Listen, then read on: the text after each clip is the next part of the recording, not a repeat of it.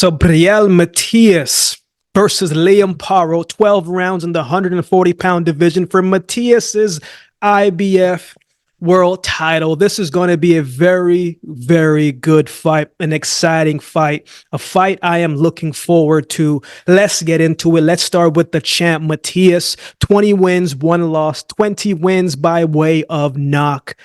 Matias is getting a headliner on a big stage fighting in his home country, man. That's got to be a great feeling. I remember back in 2012 for the Olympic trials for me in Canada, man, it was right in my city, right? It was a great feeling, exciting times. This is, of course, as I said, isn't Matias's first time fighting at home, but the stage is bigger. It's going to serve more eyes to him. It's going to be in front of his people as the champion. It's going to be an exciting time in Puerto Rico, but with expectations, it does come and carry its own type of pressure. But Matias, to me, is not a guy that really seems like he succumbs to pressure when he's locked in and he's dialed in. This is a guy that's very, very tough to beat. We've covered Matias a couple times on the channel already, a few times, and we've discussed both of his fights against Petros Ananian. He lost the first time and came back the second time and stopped him in the 9th round in the rematch.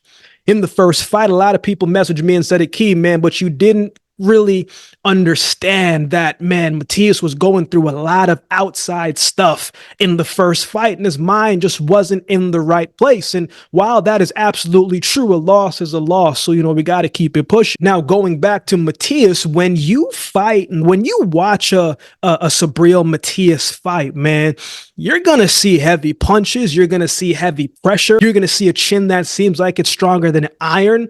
You're going to see a relentless attack that breaks down opponents. And I can't forget this.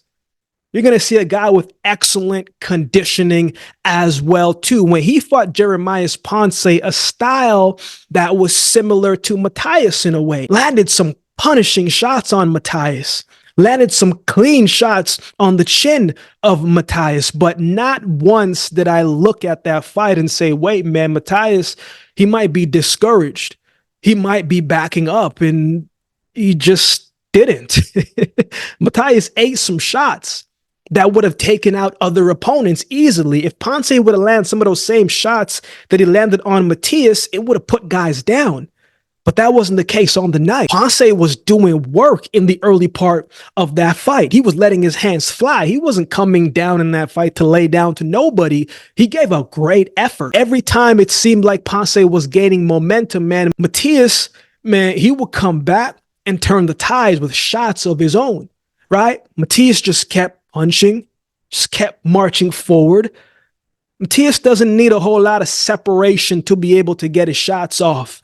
He just needs to be close enough and he'll do the rest. The fight was pretty close going into that 5th round, right? People even had Ponce up in the rounds as well too, but you could see that the pressure and the shots were starting to tire out Ponce, right? And Ponce started to break down, and Matias ended up getting the stoppage in the 5th round of their fight. You fast forward to his most recent fight where he fought Shohan Ergashev, last year.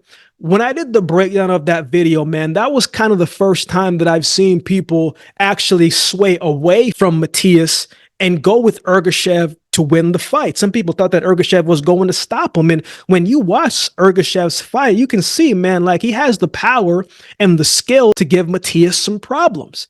And it kind of looked like that early in the fight. Ergashev was able to keep some separation and was landing and snapping that left hand forward, and he was getting through.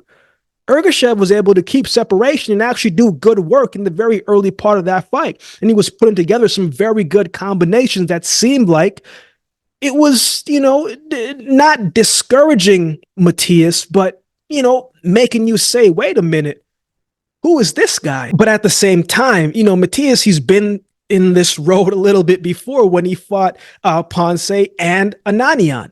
Right? Matias didn't panic. He looked like he was just biding his time. The thing with Matias is, man, he was patient, right? And he's always going to apply pressure when he kept throwing punches, but he's very sneaky. defensively. And this is what I started to realize the more that I started to watch Matias. I would be like, man, this guy is getting hit a lot. And, Matias isn't hard to find. He's going to be there to get hit. But when you take a closer look, some of the shots that his opponents are throwing, man, he's able to block some of those with his hands up and take a little bit of steam off those punches so it doesn't hurt as much or land as cleanly as it might look from the angles that we see it on TV, right? Sometimes the shots look worse than it is, but more times than not, they are getting through, but he's able to take some of that steam off of them because he does cover up well enough. Matias is also heavy-handed, right? Because he was hitting Ergashev with shots that didn't look like it was doing much, but you could see they were doing damage to Ergashev, man. He was slowing down with each round, and then Matias would come over the top with shots, under with shots, go into the body with shots. When he saw Ergashev slowing up, man, that's when he really started to cut off the ring a lot better. And that's when he really started to impose his will and his size and his pressure and his relentless aggression. And the punches started to get through more and more. Matias overwhelms you, man. And he just wears you down and breaks you down. And Ergashev ended up suffering the same result as many others before him. Pressure fighters are always tough to deal with. Absolutely. But pressure fighters who have a great chin and are heavy-handed punchers, are a nightmare to deal with, man. But let's talk about his opponent, Liam Paro. 24 wins, no losses, 15 wins by way of knockout, man. I like Liam Paro, man. I've been very impressed with his recent performances. I thought he looks excellent against Brock Jarvis. Jarvis is a pressure fighter, a guy that can punch. Jarvis, when they fought, man, he just said, look, I'm not here to play games. I'm not out here trying to box. I'm going to apply a steady amount of pressure, and I'm going to come at you right in front of you and be in your face. Man, that sounded crazy, right? Pause. That sounded crazy. But you get the point, right? Jarvis was trying to catch Paro off guard was all I was trying to say, but Paro didn't back down, right? He didn't get overwhelmed. Right? He stuck to the game plan, stayed disciplined, didn't back down. He didn't panic. He got behind his jab, created separation enough, used his footwork to step back. And once Jarvis came in and was in distance, boom, that left hand came and landed cleanly on Jarvis's chin. And he just never got up from it. Well, he got up from it, but he didn't get up from it. You know what I'm saying? He didn't get up from it. But it was a beautifully timed left hand that landed on Jarvis's chin that he closed out the show, man. Round one at that. Liam Paro can fight. He's going to be coming in as the underdog, but he's not an underdog that should be taken lightly because he's got skills. He can box, and he's got good pop in his shots, good timing, accurate fighter, smart IQ fighter, and perhaps, the fight that kind of showed that on full display was in his most recent fight when he fought Montana Love. Paro is also a guy, too, that is trained with Shakur Stevenson, Devin Haney, and Rolando Romero. You have two guys who are highly skilled at their craft, and you have Rolly, who has good power and pop in his shots. So he got some good, solid training in during his time when he was working with those guys. I think he's still working with some of those guys. Correct me if I'm wrong in that. So he is going to come in prepared to the best of his ability. Going back to his fight when he fought Montana Love, Paro looked very calm against Love, man. Not a whole lot of action in the first two rounds, but Paro landed some nice left hands that when it connected, you could see that it was bothering Montana Love. It hurt him. Paro, when he did connect on those shots, seemed to have gained more confidence after he could see that, man, I'm hurting this guy. He was hurting him. And whenever you can throw a punch and, your opponent either laughs it off or they say, man, good shot, whatever the reaction is, the fact that I let my hand go when it hits you and there's a reaction means that there's something to that. And Paro was gaining confidence because when he was landing his shots, there was something to that Montana Love didn't like. Paro doesn't waste a whole lot of motion in his fights, man. He's going to find the right shot at the right time. And in the sixth round of that fight, Paro found the right shot at the right time with a beautifully timed uppercut from in close that landed on Montana Love's chin, and he hit the canvas. Love would eventually got up, but he looked surprised. He looked like, wait a minute, did that just happen? Because he was talking before the fight, leading up to the fight, saying, man, this guy is not on my level. And so when he got up the second time, it just made you see his face like, wait a minute, did I just get hit with that? So he got back up, and Paro caught him again with the left hand that dropped him. And the third time that Montana Love got up, he was gone, right? It was only a matter of time. And he found himself, seemed to be a little confused, wasn't really sure where he was at, and got stuck on the ropes in a position that a fighter never wants to be in, especially when they're hurt. And Liam Paro was able to close out the show and unloaded with the barrage of shots, and it was over with. It was a massive win for Liam Paro because Love was supposed to be the guy whose hands was being raised on the night, or at least that's so what he felt. And Paro came in and upset the favorite and put himself in a position that he's now in, fighting for a title. You know, it's a great opportunity for Paro to do the same thing against Montana Love. The only difference is that it's going to be much harder to do this time around. So who wins? Before I give my pick on this fight, I have something real quick to share.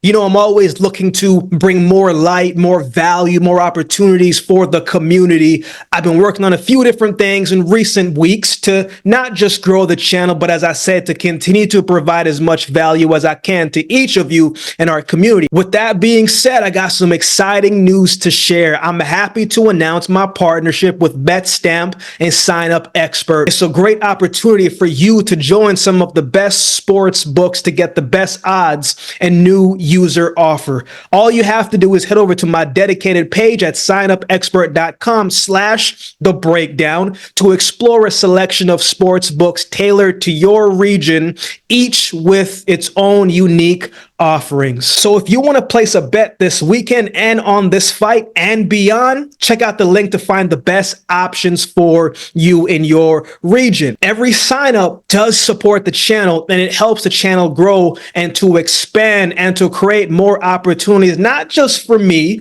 but for our community. You know, I'm always looking out for you guys as best as I can. You can easily find the link in the description below this videos and videos moving forward. So get down there and check it out and find the best option for you. Now, let's get back to the video. Been hearing a lot of different people's thoughts on this, man. And look, I'm not in the camp of thinking that Liam Paro can't win this fight. I think he can. I think anything can happen in boxing. And as we know, it doesn't matter what the records looks like on the night. You have to rise to the occasion on the night. And also, last time I checked, Paro is the undefeated fighter in this fight, not Subriel Matias. It's going to be a tough fight for Paro, right, to come away with the win. He's not at home. That's going to work against him in this fight too. If it's a close decision, if it's a close fight, they're going to lean toward the champion and the home fighter. As the saying always goes, if you want to take the champion's belt, you have to beat the champ. You can't just get by the champ, especially on the cards. Paro was able to hurt Montana Love and was able to drop Montana Love with one shot. I don't think it's going to have that same result against Matias. Matias is going to bring heavy pressure, and he's going to throw every time that he is in close, and he's going to keep that up every single round. I don't know what this man's conditioning work is, but it's dangerous. It's lethal. It's at a very elite level. He does not seem to get tired. There's no slowing down from Matias, right? So how will Paro handle that type of pressure? You know, Love is athletic and he's quick and explosive, and he was able to land some good shots on Paro, right? But Matias is a different type of fighter. He's not the quickest guy and not the guy with the fastest hands, but he beats you and breaks you down in different ways. He's relentless on the front foot. And I don't know if Paro has enough power to be able to back Matias up. And I'm not even sure if it would be the smartest to target the head. He should probably target the body. That would probably be a more effective route and game plan to be able to slow him up. Paro's got to be able to also box with calculated attack. You can't stay too close in the range of Matias because he gonna hit you. And when you're too close to him, that's not the greatest place to be in. I think what will play into this fight as well, too, is the size of the ring. A bigger ring would help create separation for Liam Paro. A smaller ring makes it a lot more stressful for Liam Paro as well, too. I think if Paro is going to win this fight, man, the rounds have to be so clear and so definitive that he won them so the judges can see it. Or he has to stop Matias. Something that I'm not sure that he has the power to do. No result in this fight should be out of the park here. Either man can win this fight, but stopping Matias is a tough one to see in that park. I like Subriel Matias to win this fight by stoppage.